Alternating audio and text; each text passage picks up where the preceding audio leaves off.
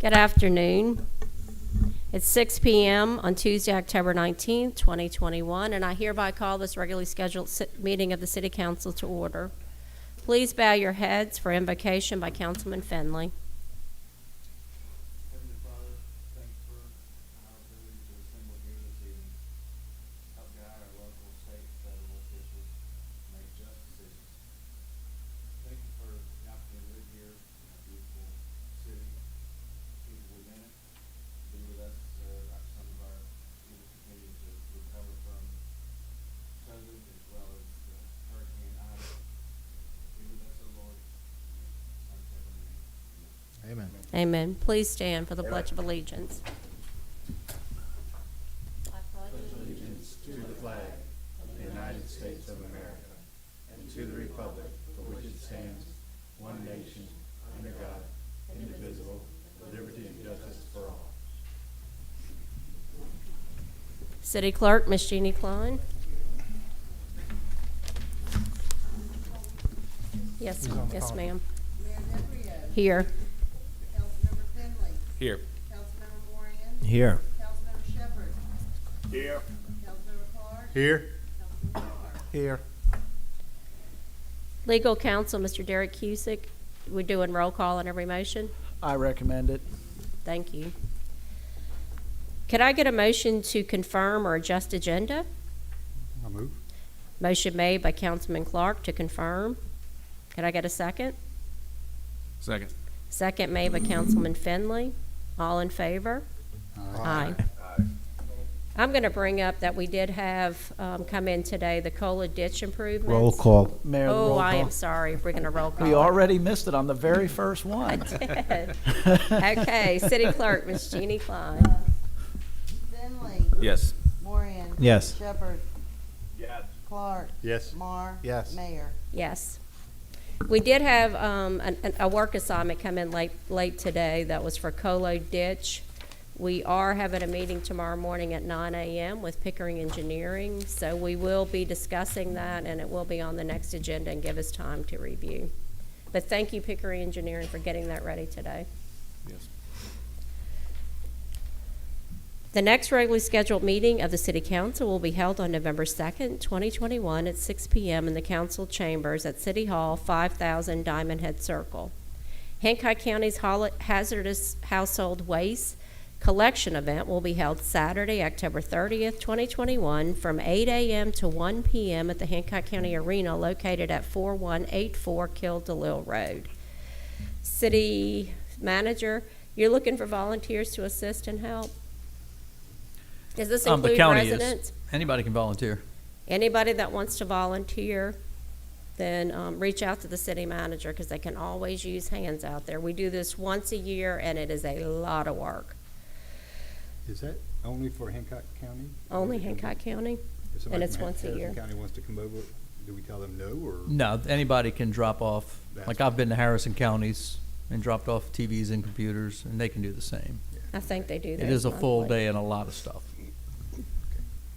Had All somebody right. ask me, that's why. It's organized here by our county. Okay.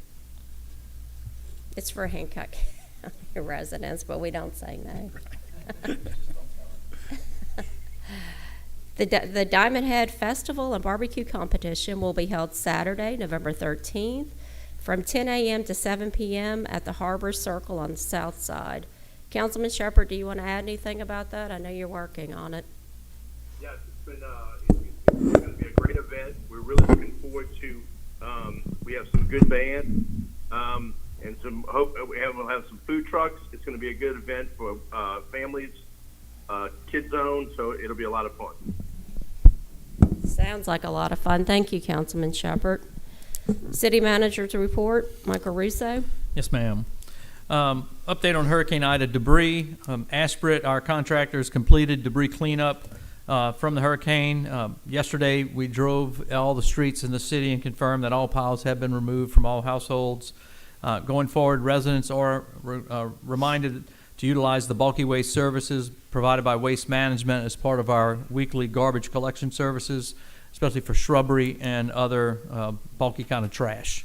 The public works staff will not be picking up this type of thing just because we don't have the proper equipment and staff to do garbage collection. Residents, I want to be reminded that are provided, and they can bring up to 10 cubic yards of trash to King Landfill in Hancock County every month for free. It's part of the county taxes that we pay. Also, any contractor doing work for residents in the city are required to remove all their trash and shrubbery and not put it on the side of the road. Ricky already talked about the festival. Again, it's Saturday the 13th. Anybody interested in being a sponsor, putting in a team, or being a vendor, please visit our website. We've got all the information available there. There is a sponsor party on Friday night that we're doing, again, trying to encourage sponsorships to keep this a free event for our community. There was also a prayer service for veterans at 10 a.m. scheduled prior to all the music, food, and drinks being served. Just a comment on the Hazard Waste Collection Day. It is a free event, and residents can bring tires, paint, electronics, TVs, computer monitors, all the stuff we basically hoard. And like, I got a TV in my storage unit right now, waiting for this day. But volunteers are needed. If anybody's interested, please get in touch with me, and I'll pass it on to the county. There is a motion to approve the purchase of 2 police cars on the agenda tonight. This is part of our FY22 budget, and we are using state contract pricing. There's a motion also to approve a lease purchase for police tasers with Axon, and that's a sole source purchase. That's a 5-year term, also included in our budget. Engineering firms, our team has reviewed the RFQs for engineering firms. We recommend hiring Ben Benvenuti with Covington Engineer as the city engineer, and to hire 6 firms to be a part of our master service agreement, and also those same 6 to be pre-qualified for our federal projects.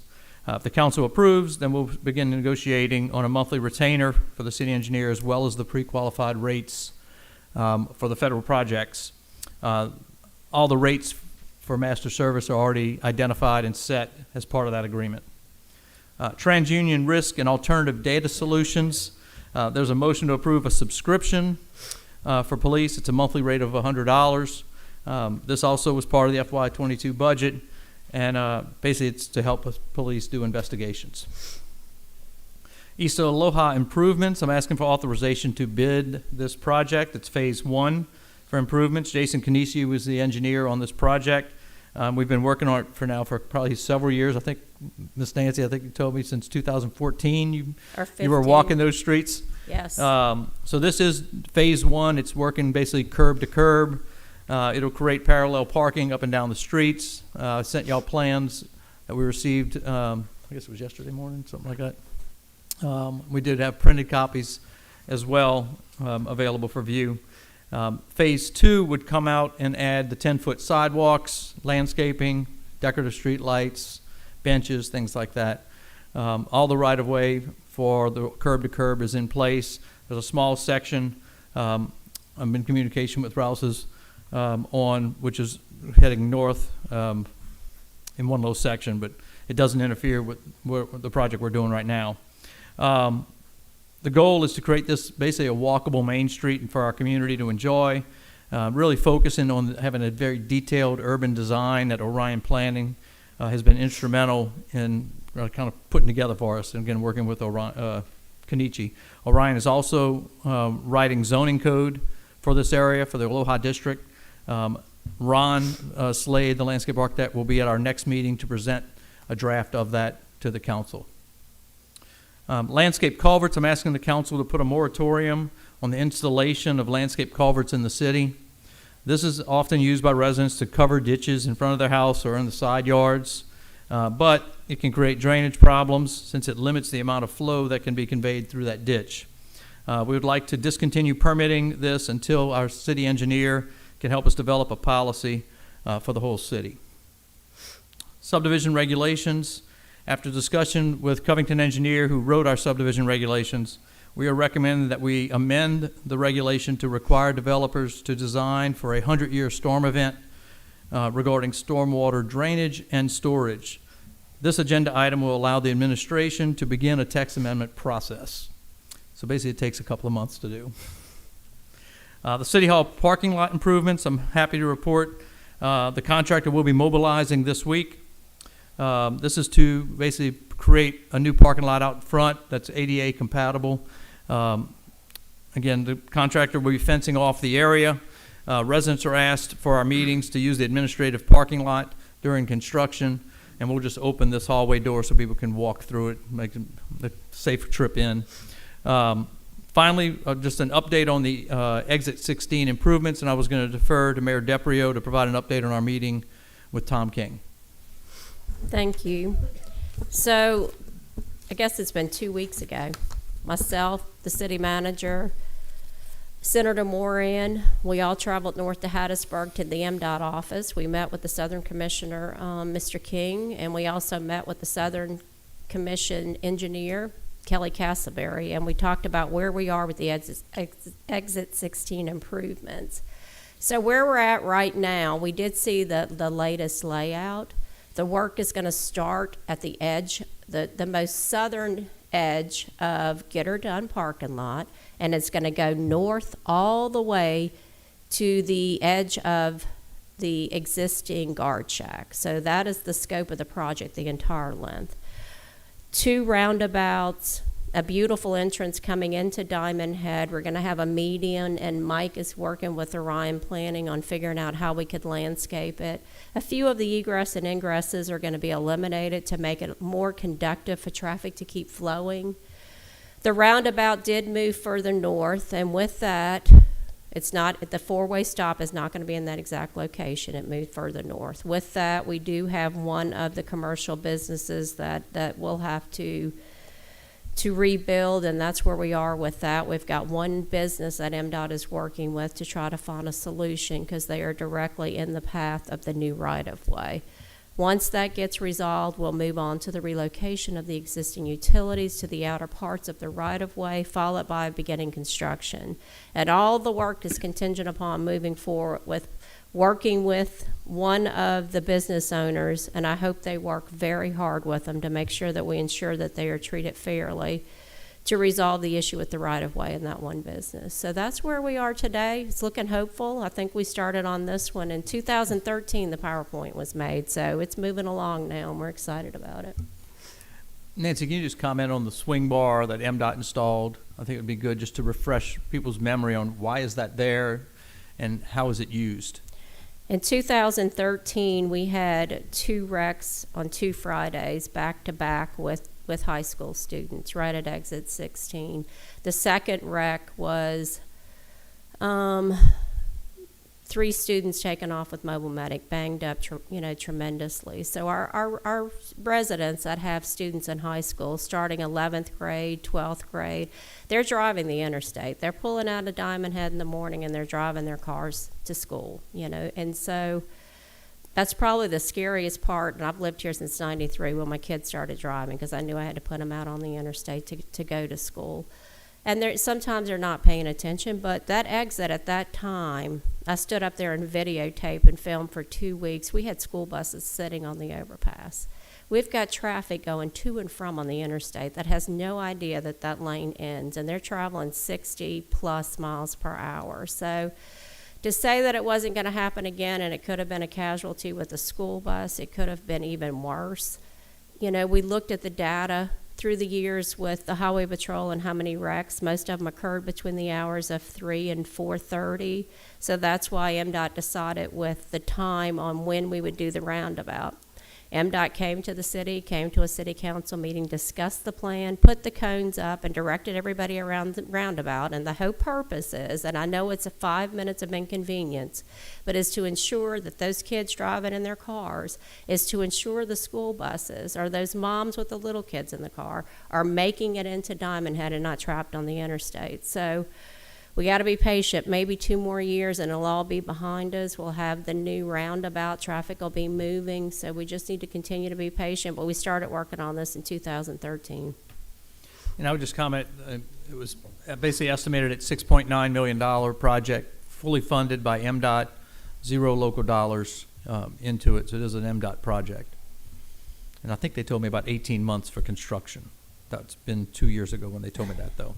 And once we Once we get start breaking ground, it's gonna take a little while. once we get past the acquisition, then we can move on to the relocation of utilities. We did get an update on the sound barrier wall. I know if you live near the interstate, or sometimes, no matter where you live in Diamondhead, at night you can hear when the 18-wheelers accidentally go off the road a little bit. So they were saying within 2 years that the holdup on that is they're trying to seek funding, but they're moving forward. They're working on it. I have a question. On the gate we're talking about over there, what are the times that it should be closed and reopened? I think that's a frustration for some people.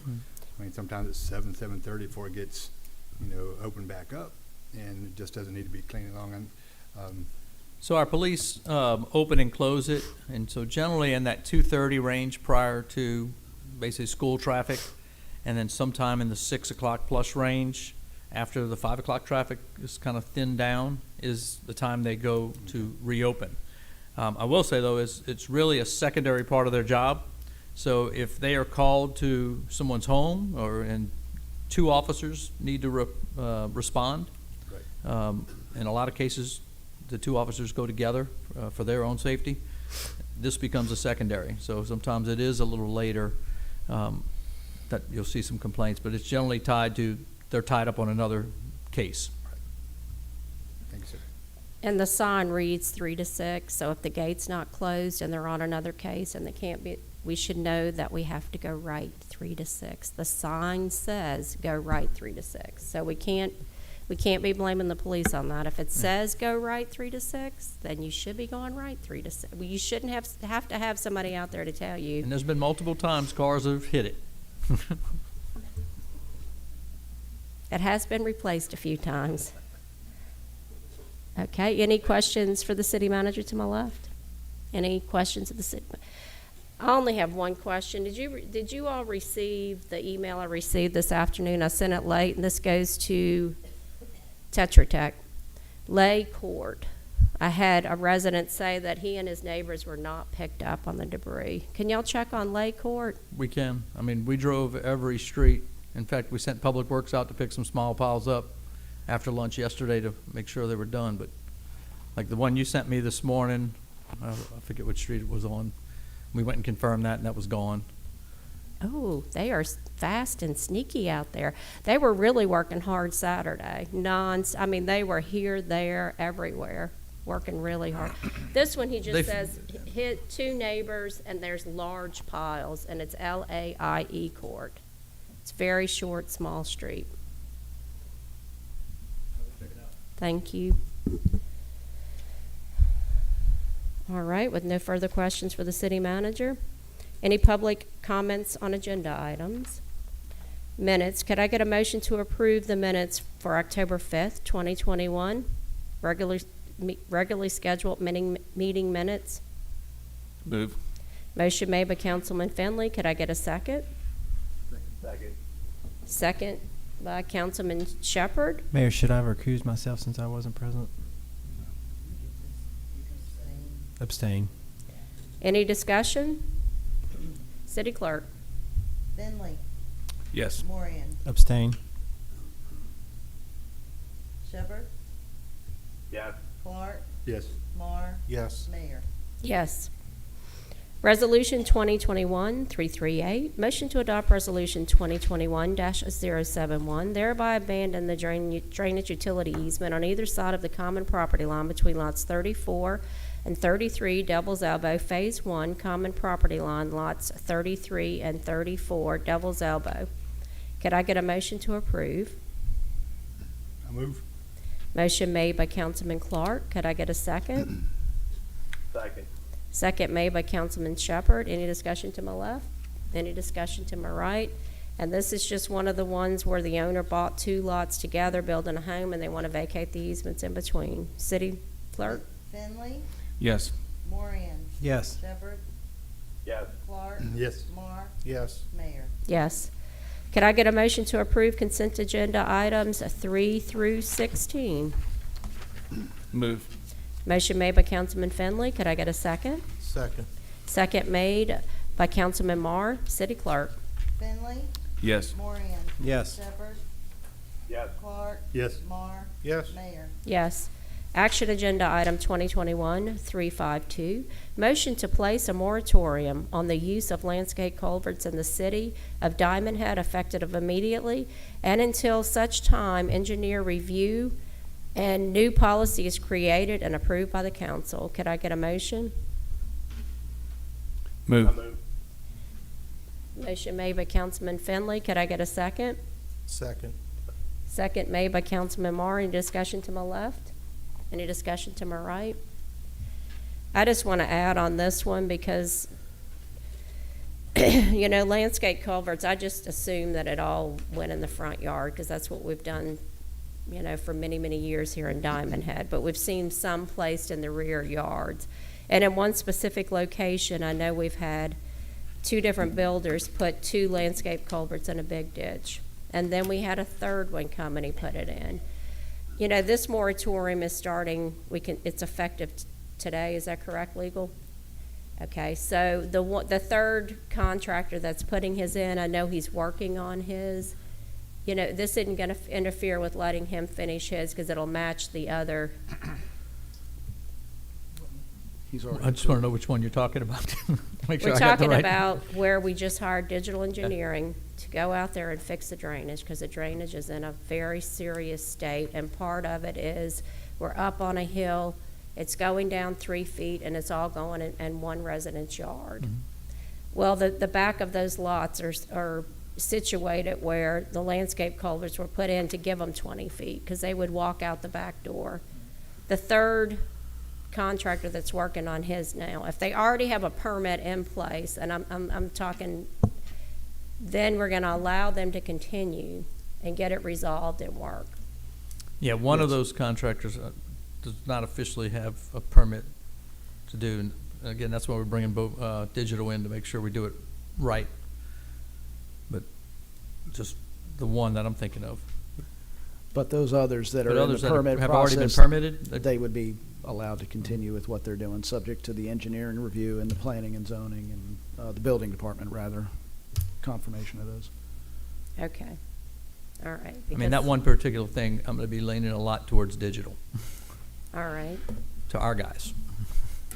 I mean, if it's you know, what we had there was, well, we don't need to get in it, but digital will be working hard on the drainage, because that's, the landscape culverts did add a lot to that.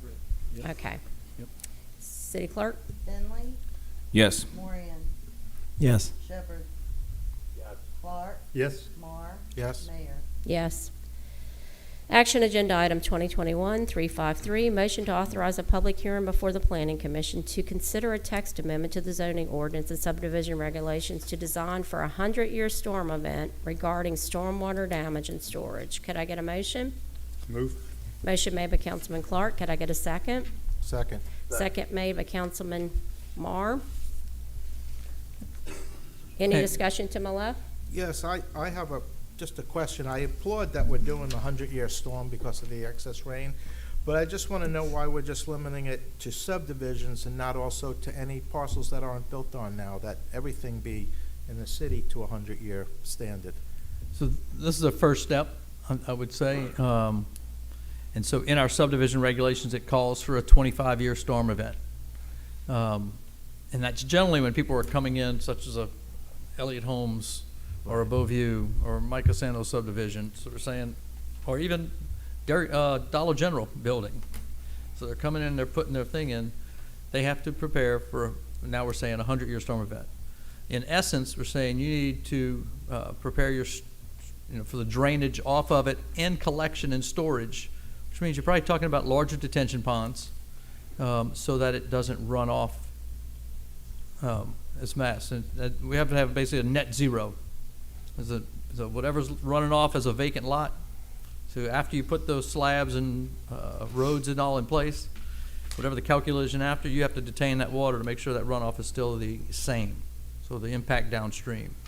I would comment that Biloxi is the only city on the coast that has that requirement.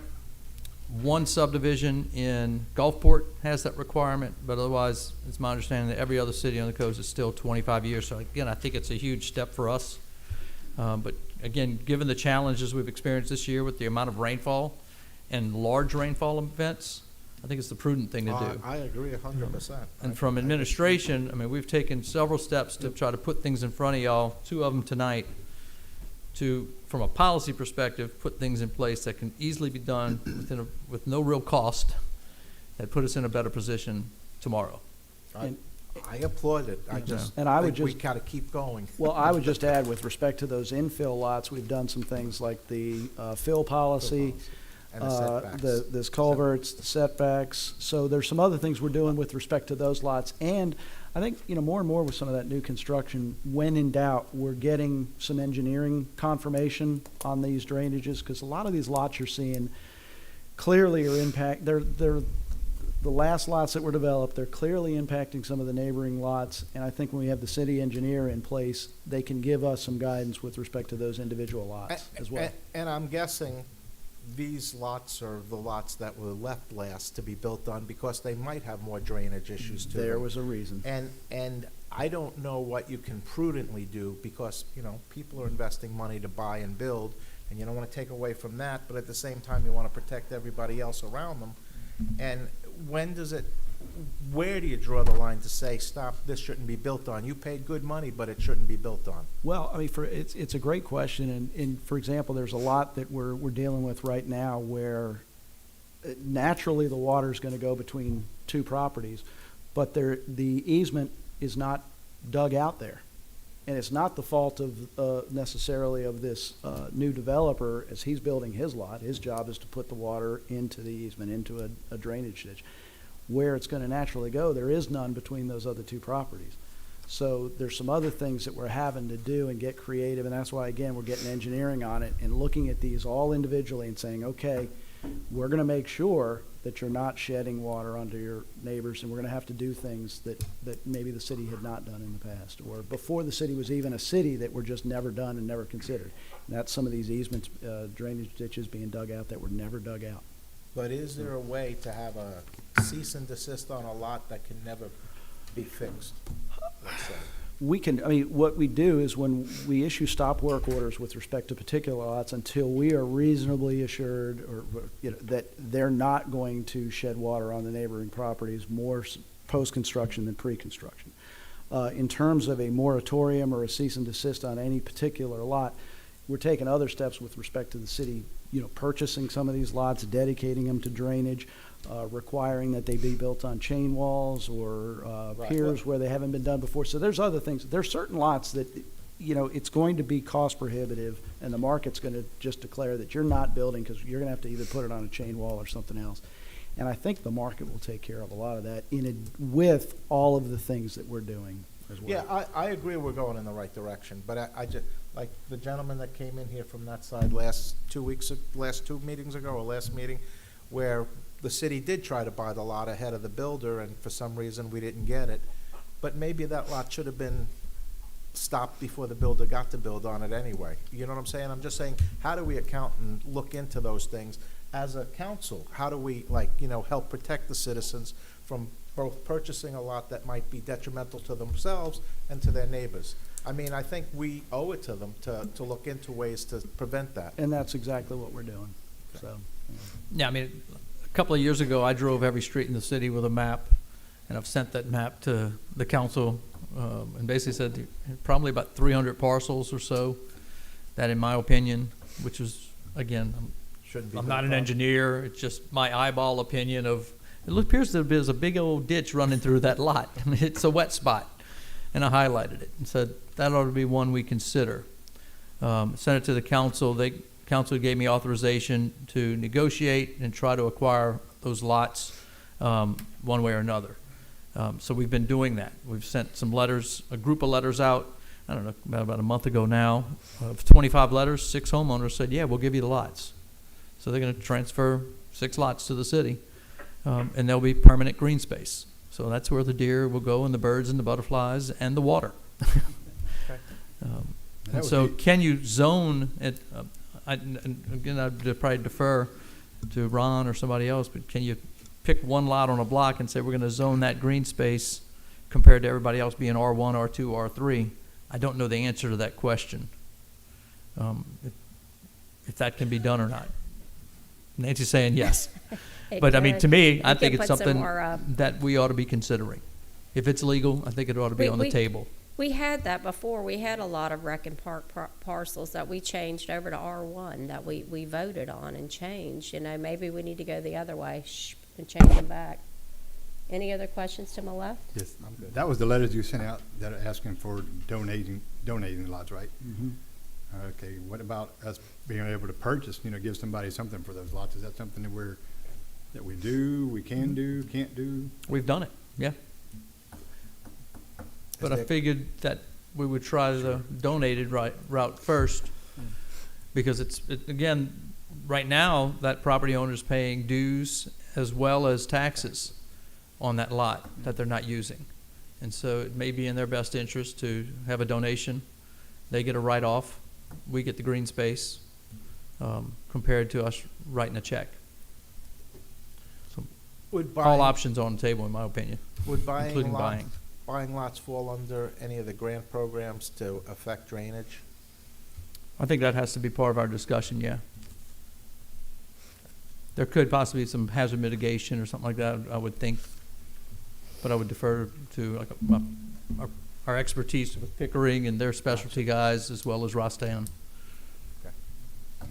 Any questions to my right?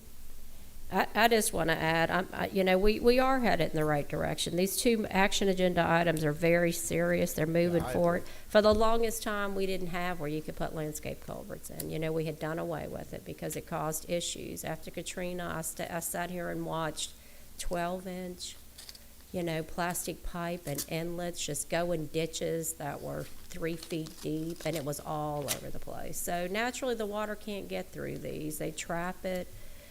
Ben, there's a lot of work right here on the landscape culverts, because this is a very happy moment for me to see it where we have a moratorium, because it's been a nightmare. And I mean, just recently what I've seen was horrifying.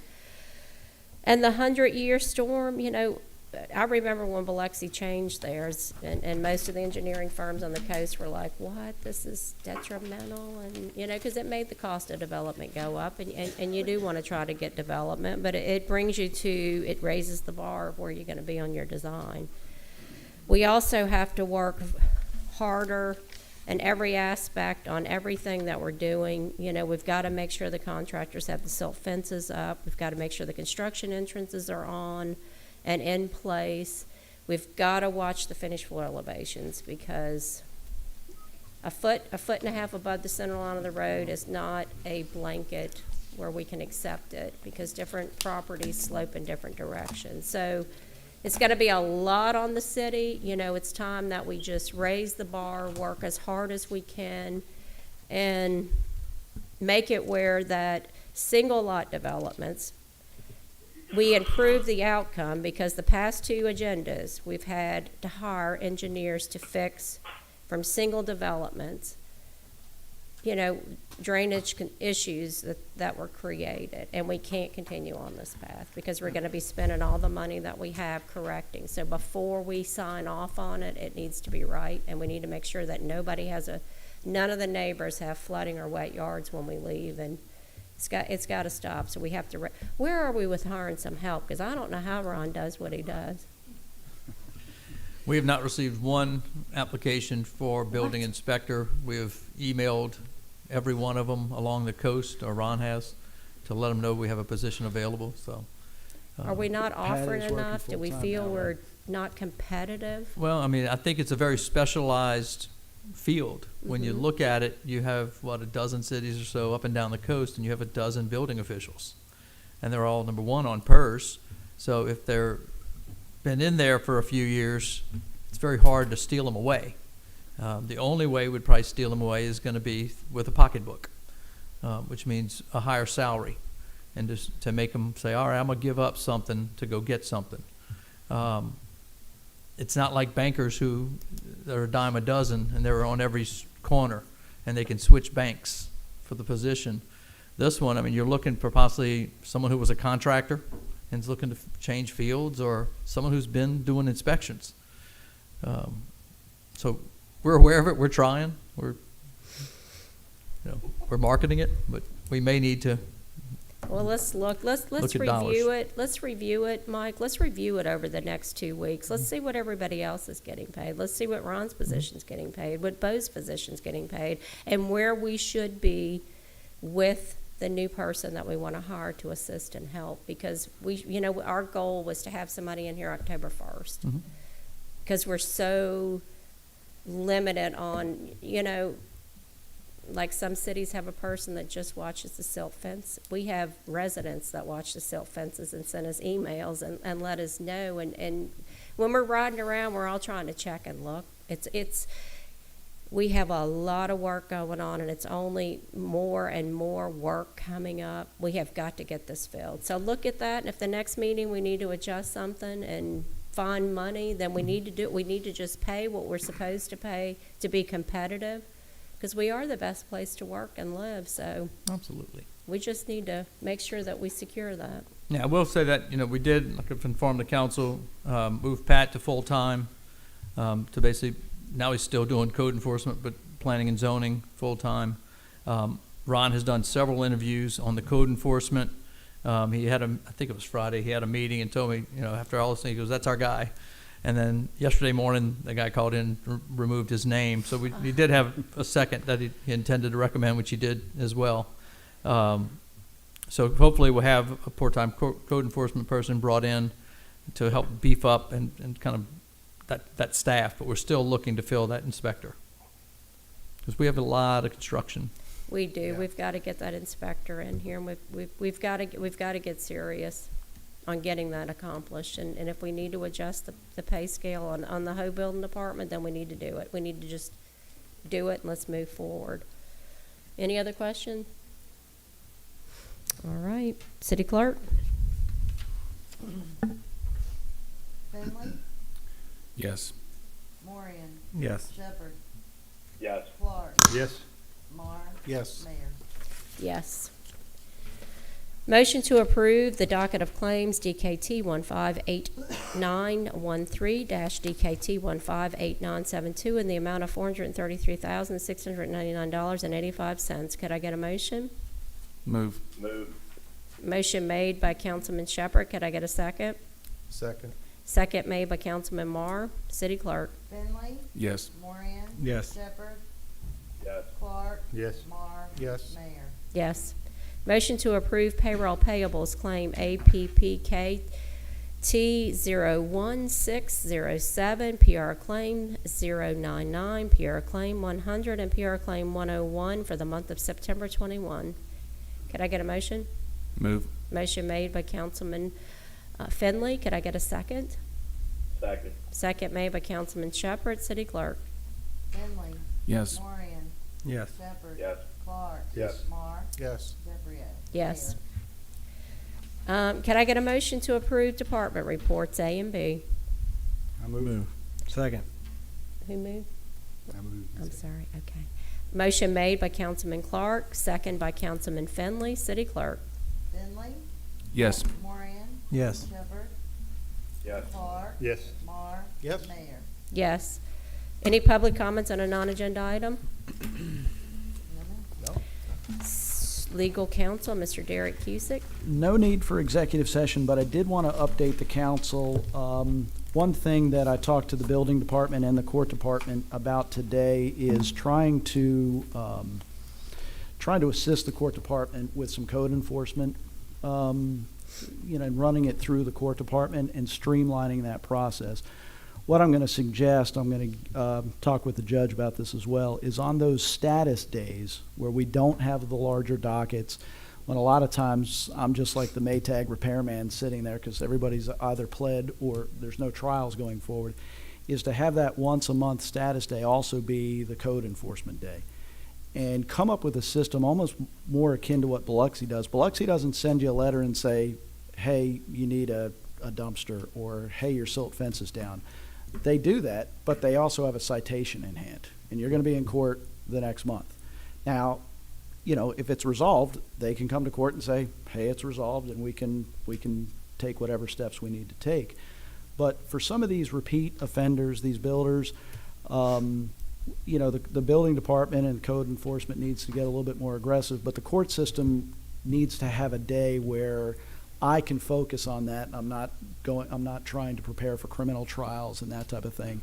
So we want to try to see if we can take advantage, because we have the ordinances in place. We've got the rules in place. Stop work orders work, but we've got the stormwater ordinance. We have all these ordinances in place, and when we do see violations, my suggestion to the building department will be issue those citations right away with a date certain. Once a month, we have a court date that's dedicated, at least in part, to that code enforcement.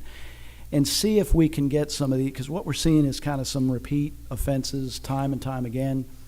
And, see if we can get some fines, get some compliance where we can get a handle on this. So I just wanted to let you all know that's another thing that we're doing. It goes hand in hand with some of the changes that we're making. I like that, and I think part of code is having an enforcement end to it. And I really think you ought to look at repeat offenders when they do it more than 3 times in a year, that they get more serious, like suspension from being able to build for X amount of time We've in the talked, city. yeah, we've talked about some of those options, and we're going to get more serious. So we're not going to be as popular with some folks, and it'll also work for, look, if there's a resident that's violating the stormwater ordinance, they may get a citation. So you all may get some complaints, but understand this is going to be part, we've got these rules on the book. We're getting a lot of complaints about drainage. We know there's some issues where it's going to be one of the other tools that we have in the bucket to start, getting a handle on some of these drainage issues. And It's so we're awesome. going to use it. You all will start to hear some complaints. I think Ricky just left Ricky's the gone. meeting.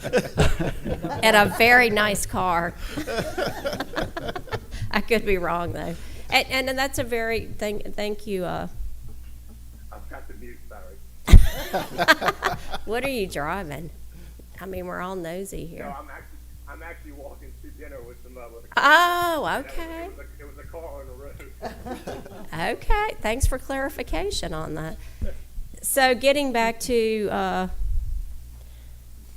what Derek was talking about, we don't want to hurt the builders, but we want to work with the builders, but we don't want to ask for 4 weeks while they don't have a silt fence. 4 weeks. No, we should ask why don't, and we need to not. We have a lot that we have to work on in that, and we don't need to be sending emails. You need a silt fence. You need to do.